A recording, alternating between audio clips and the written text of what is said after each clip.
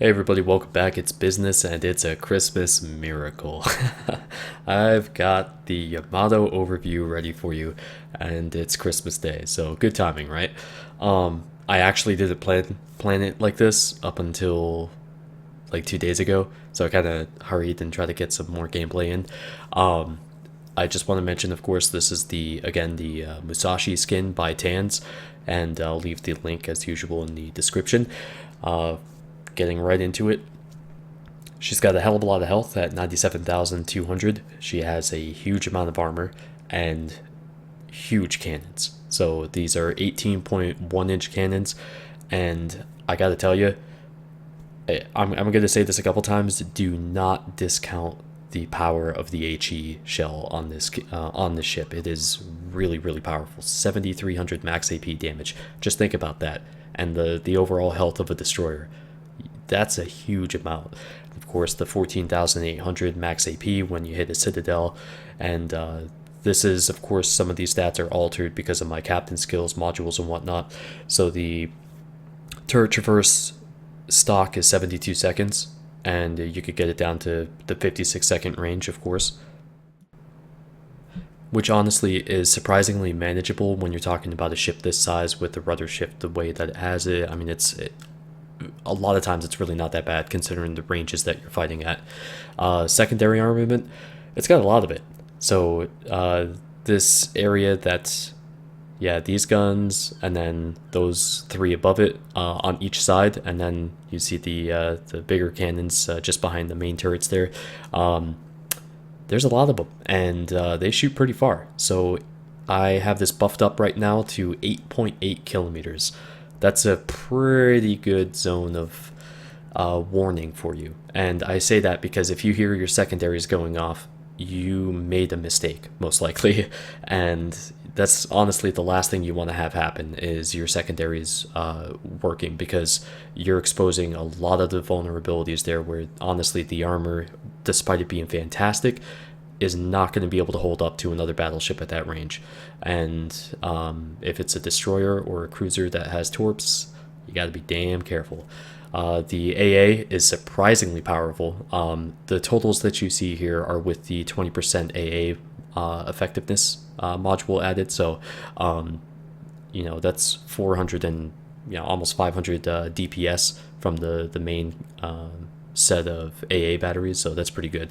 I wanted to point out with the patch 5.2, the rudder shift time used to be like 14.6 and now it's 17.6, so it's a 3-second increase. It's honestly not that bad, it really isn't.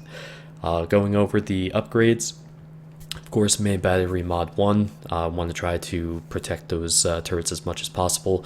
I go with the accuracy mod, brings the the dispersion down to 257 meters.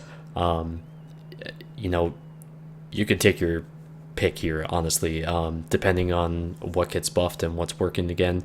I would definitely consider the AA range instead of the accuracy mod when carriers come back into play. But you can run the secondary mods and whatnot, and yeah, you can have a lot of fun with the ship when it comes to the upgrades. There's a lot more diversity available to this. The range, holy shit! If you add the range and you're using the scout plane, which by default would put you up to 32 kilometers, you're reaching upwards of, I think it's like 36 or 37 kilometers across the map. Oh my god, that's insane. So just throwing that out there, I mean, you can literally reach out and touch someone from almost corner to corner. And of course, the usual suspects here. I really want to try the propulsion mod one day, but also one of the new things was the target acquisition mod. Holy crap, this makes a massive difference. You're able to spot the torpedoes from further away, or the way that you used to be able to. I don't know. It basically balances out. You just have to spend the 2 million to get it how it used to be. So the buff on the torpedo range is negated by that mod. It's really weird. It seems like it's basically pointless. That 1 point skill that I just hovered over there, the basics of survivability, huge deal. That's 15% off the time of fires and flooding. you're going to be on fire a lot, you're likely going to be flooding a lot, and you're going to have your repairs on cooldown. So that's a lot of damage that's not happening, because it's like 15% doesn't sound like a lot, but trust me, it is when you start adding up the flags. Now let's talk about these cannons, shall we? Because, oh man, holy shit, these things are just mean. Just, like, how else do you describe them? Look at this. Yeah, 1500 health, yikes. And a couple salvos later against other targets, I've got another chance at him. He's again going around, like this angle really does not favor an Iowa or any ship. Like, this is one of the prime examples of the penetrating power of these 18.1 inch cannons. Like, you just cannot do that. And you're going to see a lot of replay bugs, by the way. And this is from an older one, hence the different sound on the cannons. There's a replay bug. And I've never actually had that one before or since. But nice devastating strike against the Des Moines, who I'm not sure if he even knew I was there, but poor guy.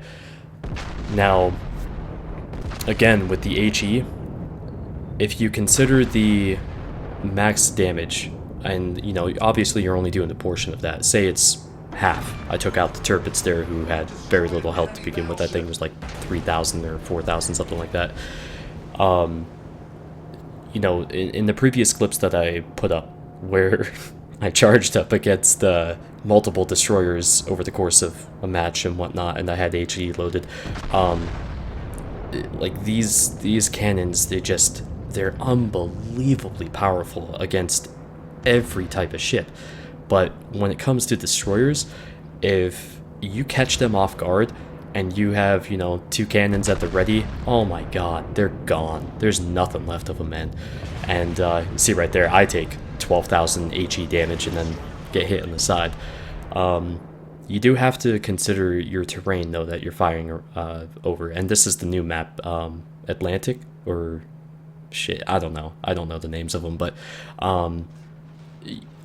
they'll quickly get to their max height, and you have to consider that as far as the area that you're shooting over. You know, you'd think that you'd be able to arc it over a little better, but it actually, all the battleships within what, like 2 seconds of flight time, they've reached their maximum height, I think, at least from what I've seen. And obviously this match is very heavy. 2 Yamatos, 2 Montanas on the other team, a lot of Shimikazes. Let's see, I have J-Dog, Master, and Chibster in my division here, running 2 Yamatos and an Iowa. Chibster doesn't have a tier 10 battleship yet, unfortunately, but you saw that there too. Again, the terrain, this is my first time playing on this map. The terrain just under the B icon there, I unfortunately hit a lot of those shells into the mountain and missed my chance on potentially doing a lot of damage to the side of that Montana. Now, this match, it's going to epitomize high tier play, all right? So just bear with me and understand that when you're playing high tier, and I mean Yamatos, if Yamatos are in play, Montanas are in play, along with Shimikazes and, you know, the other tier 10 beasts, the game is a bit different. And it's not a bad thing, it just depends on what your expectations of it are. So yes, to me, a lot of times tier 10 is boring. It just depends on how the match develops, because usually there's a tipping point where all of a sudden things snowball into this huge firefight and everybody gets sunk within a couple minutes, you know. It's just, a lot of times when you're watching clips like this, it doesn't seem like a lot's happening, but when you actually consider all the positioning, the maneuvering, and the anticipation of torps, the expectation of them, or whatever the case may be, there's so much going on, and you have no idea how much a single salvo can change a match if you haven't played it at this tier. I mean, it's true at all tiers, it really is. But the fact of the matter is, at tier 10, any salvo can wipe out any ship in the blink of an eye. you know, your health means almost nothing by comparison to the power of these shells, the torpedoes that are in the water. You know, when the an alpha strike from a tier 10 carrier, you know, if there's just so much potential for destruction.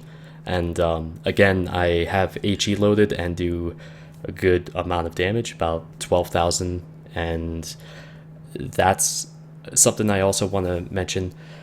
You see that Yamato that I hit a second ago? You cannot be afraid to take your chance with HE. I've done a lot of damage with that before, in terms of like, you know, 5, 6, 7, 8 hits even, and doing upwards of nearly 30,000 damage in HE. And yes, that's repairable, but it's repairable. So he's going to have to use it because he just lost a shitload of health, and most likely he's on fire, so he's got to throw down his damage control party too, right? You're upsetting his game balance and how you're taking control away from him.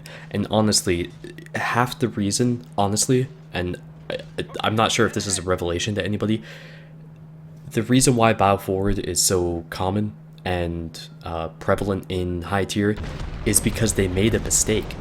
They pushed forward, they're like, oh shit, now I can't turn. That's where a lot of it comes from. And until you actually get to this tier and play it, and more importantly, until you get to this tier, screw up by turning when you already in a bad position in a ship like this, and you get completely decimated within seconds, that's when you realize why so many people do it. Because you're maximizing, obviously, you're maximizing the armor via angling, but, you know, it's just because they overextended. And even just by the smallest amount, it can completely ruin your game. And that's honestly why you see it a lot. You know, a lot of people that are relatively new to the tier or something, they don't have enough experience with battleships and the mechanics of angling and so on and so forth, which is funny because I'm showing my side here with reckless abandon. I was actually really careless this match, but you know, there's just there are a lot of variables and factors involved to any given situation, and I think that's one that people really tend to overlook quite a bit is, well, he made a mistake, and that's why he's in that position, you know. Anyways, I just think that, you know, as far as HE is concerned, people really shouldn't be afraid to use it against the Yamato. Yeah, obviously everybody wants the Citadel, but you know what's just as good? Burning his ass to the waterline. And if you have a bunch of ships that are working on a single target, I don't care what it is, they're gonna burn, and they're definitely gonna feel that. So this is one of the advantages of the target acquisition mod, the new version of it in 5.2. I am just gliding through all these torps. Now granted, they're shot from far away, so their spread is nice and wide, and I'm not having a problem with that. But you know, I had another replay that oh my god, it was a 7-on-7, all right? There was a Montana on the other team, along with 4 Shimikazes, a Kagero, I think there was a Khabarovsk, or no, I think it was a Gearing and a Khabarovsk as well. Yeah, 1 battleship and like 6 goddamn tier 10 and 9 destroyers. I didn't get hit in like 15 different torp spreads that came after me until the obvious inevitable gang raping that happened. But you know, I did die, but holy shit, I've never dodged that many torps in my life. But yeah, I would really like to see how all this interacts now with the Vigilance Captain perk as well, for the additional 20% torpedo acquisition range. So I just can't imagine how much more warning you'd have in advance. For whatever inexplicable reason here, the Montana turns back to starboard to show his side and try to get all of his guns on me. That's just a terrible move, because he's dead. And sure enough, there's a goddamn Shimikaze 5.5 kilometers away. So tactical beaching time, and you'll enjoy this. So before I forget, two things. I am doing the stream today, Christmas Day. I'll probably just be on at general 3 o'clock Eastern time. May take a couple breaks and pick it up at a later date or a later time in the night. And also I have a replay email account set up. It's gamingwithbusiness@gmail.com. So feel free to send your replays. There is the stipulation that you have to have the screenshots at the end of the round of the 3 main screenshots, the same way I do it in mine, with the main splash screen, the team score, and the damage results. I will not accept any replay, no matter how good or bad, without those 3 screenshots included with it. But anyways, the Yamato, you can justify the Yamato as far as coming from the Uzumo. I can't say that for people doing the Iowa to Montana grind. And that's why I wanted to do this video first, so I could better explain when I do get around to doing the Montana video, that I think all that needs to happen here is 10 to 12% drop on the armor penetration on the Yamato, 10 to 12% increase, maybe even less than that, 8% for the Montana in the same categories. And I think we may have parity there for these ships at tier 10. And I'm pretty certain a lot of people are realizing how unbalanced it is at this tier, and at some point they're going to have to do something, but it just doesn't seem like that's going to happen anytime soon. So until then, I'm going to enjoy the hell out of the Yamato in its current state because it's ridiculous and it is so powerful. It's fun as hell. It really is. But either way, I hope you've enjoyed the long-awaited Yamato overview, and thank you very much for watching. I hope you have a fantastic Christmas, and I'll see you on stream or back here in the chat section, guys. Take care.